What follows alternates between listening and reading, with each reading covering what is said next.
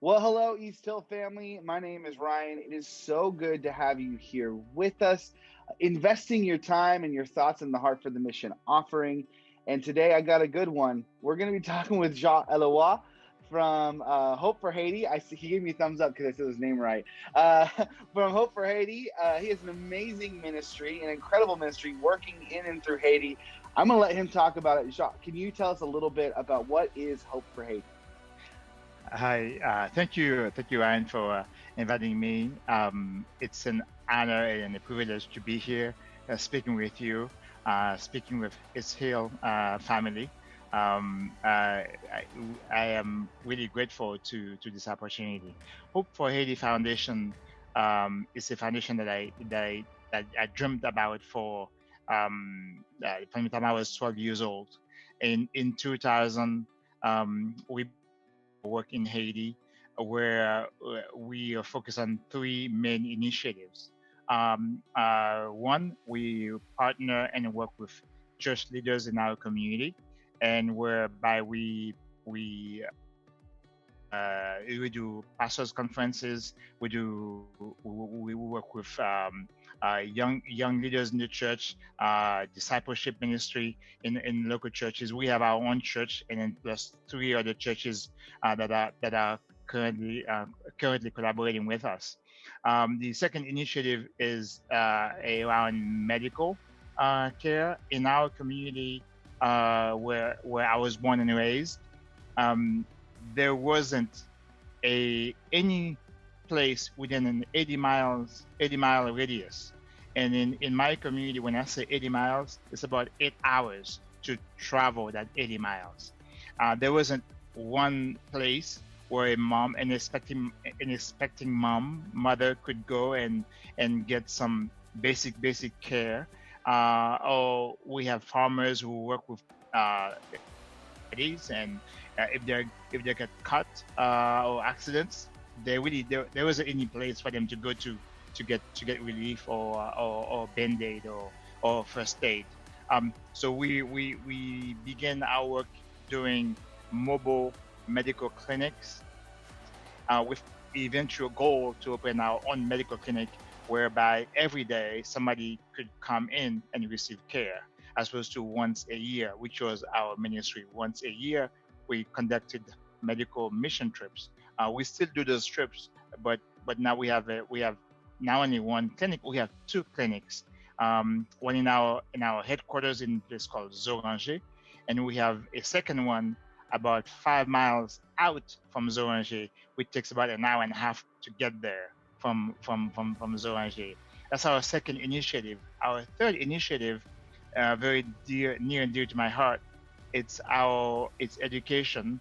The reason it's so near and dear to my heart is because I was born there in this community, Zoranger, and I was 9 years old when I left to go to a main city called Port-au-Prince to attend school. That means there were no schools in my community, and there was no way you could actually learn to read and write. So 20 years ago, um, we we opened our school with 70 students in 2000, September 2000, and it goes from all the way from preschool now to senior high. And Wow. for the last 7 years, we've had about 500 students attending our school every year, and we're having great success with our senior high, who has to take a national exam before they graduate high school, and we are experiencing 100% passing rate at our school. So these are the three main things that we are doing in this community. And in addition to that, we have a radio station that is owned by us, whereby it's a community's radio station. We have uh, programs for with Bible teaching, civic and health and politics. It's whatever the community needs, we have it in that radio station, and it's basically to partner with the community and then help in the community's development. In as a whole, that's kind of our work in a big picture. Wow, that's awesome. That's incredible. Now you mentioned a little bit, that you had come from Haiti when you were 9 years old. Can you tell me a little bit more of that birth story of where this kind of came from your personal look? Sure, sure. I was 9 years old when I went to Port-au-Prince, and then I was 19 years old when I came to America. But from every when I left my community to go to Port-au-Prince to go to school, every break I will return back to Zoranger. Was it Christmas break, Easter break, summer? That's where I spend my time. I remember working in this place, and I don't know who I was with, where I was, where and what I was 12 years old. I remember having this amazing light, or I mean amazing vision, or idea or desires to do. When I grow up, I want to help my country. And really, at 12 years old, I was only in school for 3 years, so you don't really know much at you don't really know much. But I remember very vividly and succinctly that I wanted to do something when I grew up. I wanted to help Haiti. I left Haiti when I was 19. I came to America, went to Maryland, and went to school. After school, went to work. Every single person that I encounter, every person that I meet, that I had conversations with, it it always involved something about Haiti. And I will tell them that I want to go back to Haiti. I want to do this and this and this. They will say, well, you are a dreamer, or you are a crazy dreamer, or you there is no way, or there is so much instability in your country, you're not gonna go back. So they kept saying this, but I never stopped. I never wavered in this desire. And 25 years later, a quarter century later, at 37 years old, I began. We began our work in Haiti, and I say I started it with me and my wife, and then my mother, and then a sister-in-law, basically kind of pouring in and putting our funds together, and then start this work in Haiti. And then along the way, in the 20 years since we've been doing this work in Haiti, we have sometimes we have three generations of volunteers, parents, kids, and then grandkids, that are working with us in Haiti. And they they go when it's difficult, and going to our area. Pastor Keith can tell you, Coco can tell you, it's a difficult trip. I always joke you cannot get there from here, but somehow we get there, and we have been privileged, fortunate, and honored to be doing this work in 20 years. And I just came back last week with a group of men that we went to provide. We went to electrify or power up our second clinic that had no power, and it's we went and executed our work, and luckily everybody was COVID negative before they went, and came back still COVID negative, so which was a good thing, because we kind of stopped doing any work in like that. But luckily we're able to do this and safely, and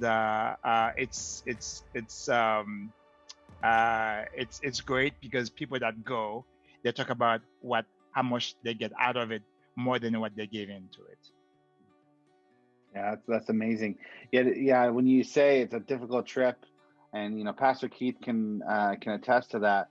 Pastor Keith can't even walk outside when it's raining, but to hear Coco say it was a difficult trip too, then it has some validity. Yeah, so you got to prepare your heart to go on that trip. Absolutely. Even if Pastor Keith says it, it's still a difficult one. We're gonna see if he watches this interview to see if he yells at me later for that comment. Okay, you and I would be in trouble, I think. little test. So for our Heart Yes. for the Mission offering, our vision is to address people's practical needs locally and globally, so they can experience the love of God, and know that they're seen. In light of this vision, can you spell out a bit of how that connects with Hope for Haiti? Yeah, basically, um, our work with our work is our work. Our work will continue. I don't know how we get to 20 years later. I have no idea. The only thing I can say is that because we were willing, and God took care of the rest. We provide medical care to this community, and we provide education to this community, and we know that there is a need.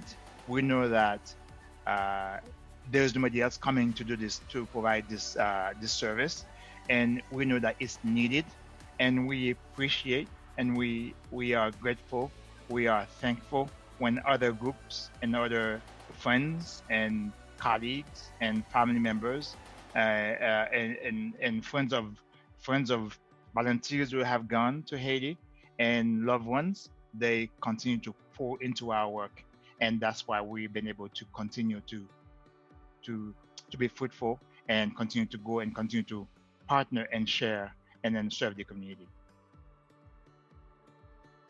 Oh, I muted there. That's awesome. That's incredible. So a portion of the offering we're taking is going to go to Hope for Haiti.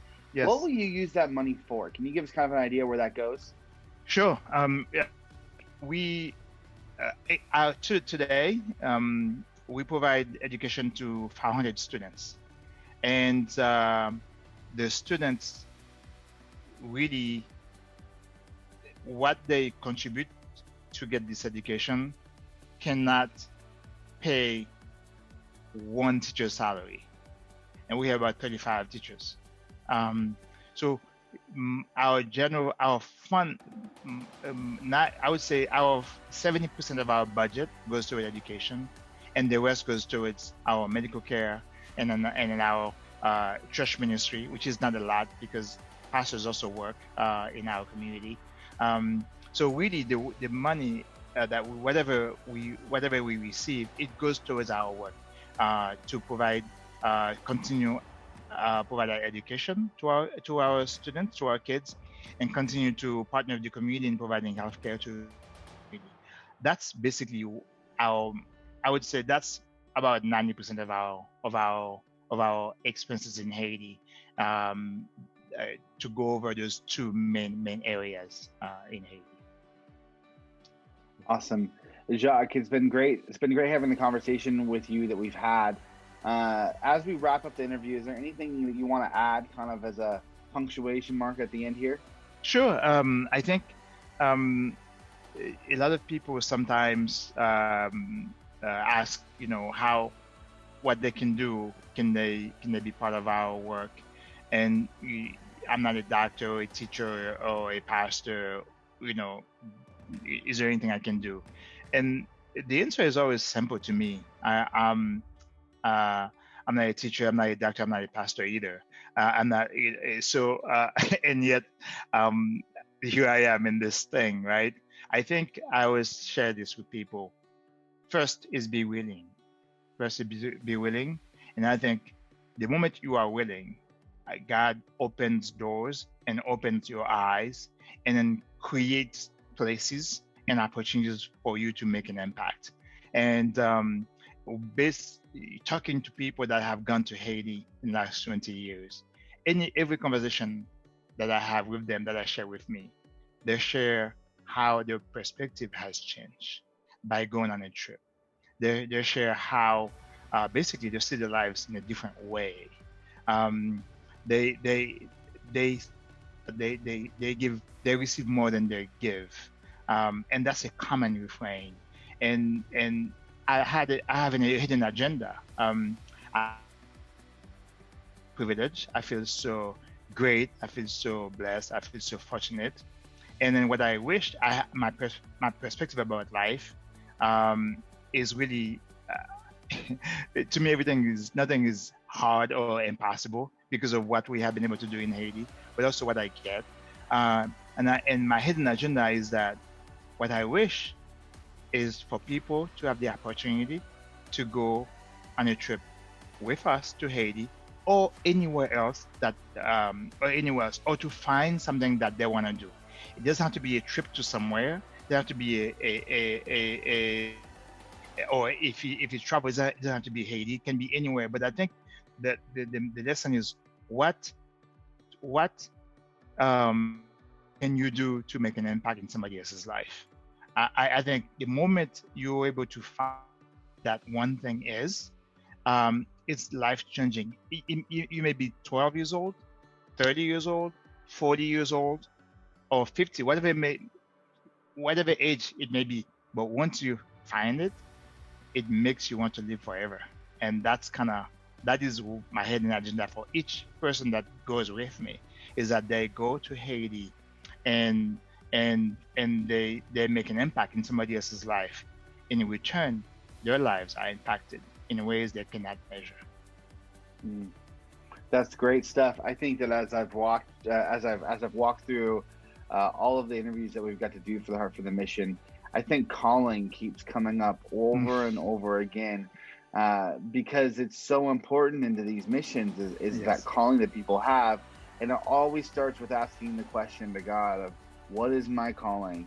And then being willing to follow it. And that's what you've Yes. done, Jacques, with this Hope for the Haiti, Haitians that we have here Mm-hmm.